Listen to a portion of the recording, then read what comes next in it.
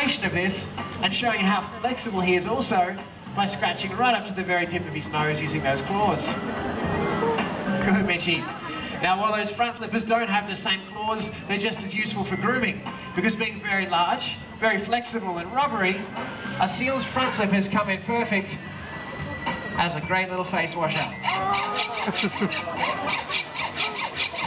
Good, Mitchie. Well, now that he is a little more presentable, I'm going to send him over to get a little bit closer.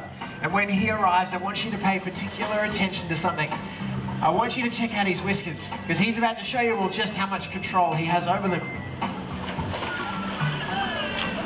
Oh. Let's see now how easily Mitchie can move his whiskers about. And on the count of 3, I do need your help. I need you all to call out whiskers as loud as you can, and we'll see what he does. So 1, 2, 3. Whiskers! Good, Mitchie. Now those whiskers are really important to the seals because they act as their eyes and their ears when they're travelling through the water.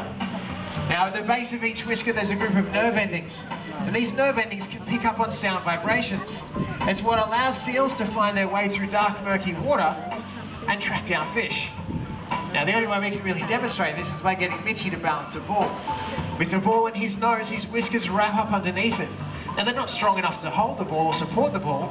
All they do is simply sense its direction or its movement. He then uses his very flexible neck and spine to keep that ball from rolling off his nose. So Mitchie, let's have a look. He does make it look pretty easy, but it's not. So make sure you encourage him as he makes his way back out of the pool.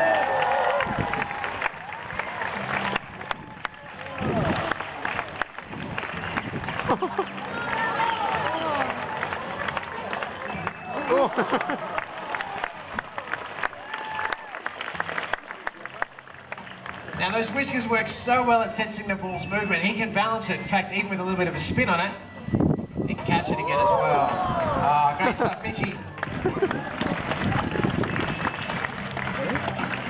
So the seals are equipped with those whiskers, terrific hearing and sharp vision. So they usually have no problems in finding food. Is there any food in the pool? No food in the pool today. And unfortunately, this is a big problem that wild seals are encountering more and more regularly.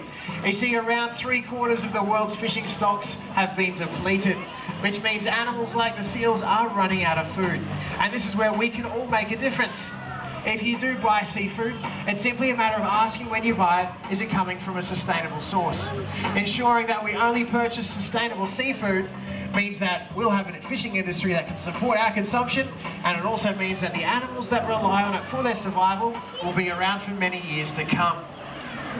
So that's something that you can do to make a big difference in the lives of our marine mammals. And here at the zoo, we take looking after our seals really seriously. We need to get up nice and close to these guys so we can always make sure they're in the best of shape. And to show you how easy that is, I'm going to pass you over to Nick with his little seal, Maya. Thanks for the introduction there, Brad. Well, I'm joined out here with Maya, who is an Australian sea lion, just like Lexi, and she has a very similar story to Lexi. Little Maya here was born an orphan pup down in South Australia, and she's come into our care. Now, a good training relationship means spending time together, building trust, and really getting to know our little seal friends. Now, is there anyone out there who might like to come down and get a little closer to Maya? I think this young fellow with the white hat on had his hand up pretty quick. Why don't we make him welcome, ladies and gentlemen? Now, if you come and stand here for me, mate. What's your name? Max. And whereabouts are you from, Max? From England, all the way from England. What about a big hello to Max from England, Maya? Good girl. Now, have you ever met a seal before, mate? You haven't. Well, today's your lucky day. You're going to meet Maya, one of the prettiest seals of all. So what you need to do is properly introduce yourself, like a good young Englishman would. Tap the top of a flipper there and you can shake hands. Just like that. There you go. Nicely done, Max. Well, now that you've been properly introduced, what I'll get you to do is give Maya a big pat on the chest there. How does she feel? Good? Pretty smooth? There you go. You've done an excellent job today, Max. There's one last thing you can do for us. Give her a big wave goodbye and we'll see if she waves back. There we go. Ladies and gentlemen, please thank Max, all the way from England. And a big round of applause for the wonderful job of Nick and Maya. Well, as Nick just shows you, well, that's how we get up nice and close to our seals, how we look after them. It's how we learn a lot about the species that we have here at the zoo. However, there's still a lot we don't know about the life out there in our oceans.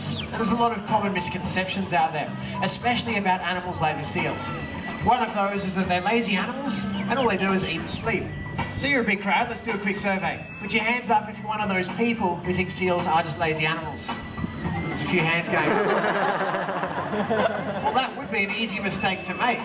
If you've been lucky enough to see seals out there in the wild, there is probably a really good chance that you saw them hauled out on the beach or on some rocks, and they were probably just lounging around. Or on a great day like today, maybe even sunbaking. But you see, looks can be deceiving because a relaxed-looking seal is often on high alert. The bulls like Mitch here need to keep their eyes open and watch their back at all times. Because a bigger and louder seal will come along and act tough. So it's much easier for smaller seals, they just stay out of the way. And that way only the strongest of the seals actually get to pass on their genes. Now while Mitchie's not to his full-grown potential, he's still incredibly powerful. He's going to give you a quick demonstration. Whoa. Well done, Mitchie. Over 200 kilos up on those very strong front flippers. Well, as you can see, when it comes down to it, seals do just love to play.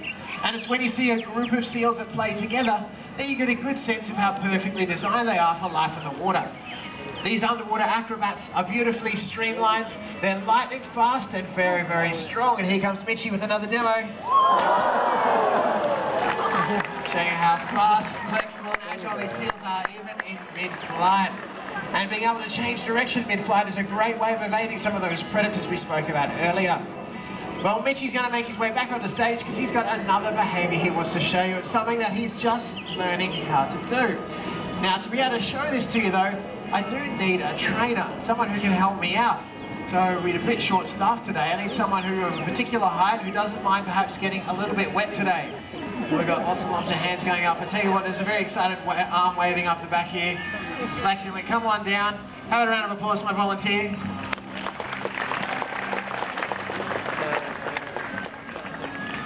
Very brave volunteering, you don't even know what you have to do yet.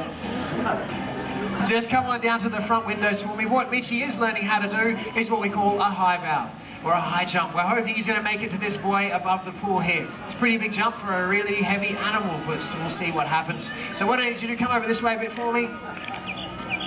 Excellent, stop about there, step up to the windows, because you're my marker. You're the person that tells Mitchie when to jump and where to jump out of the water. So what I need you to do, on the count of 3, put your hands up in the air like this, and call out jump. Alright. Mitchie, you need all the help you can get, you better head to the top. Alright, okay, on the count of 3 if you're ready. 1, 2, 3.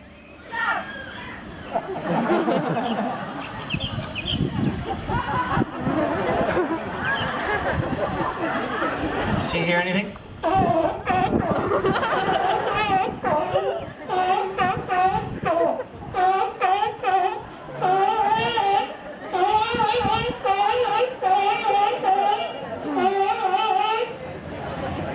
You said no. I tell you what, I'll give you a bit of a hand this time. This time you can all call out jump on the count of 3, but don't forget to throw your hands up and hopefully he'll leave the wharf this time. So we're all ready. 1, 2, 3.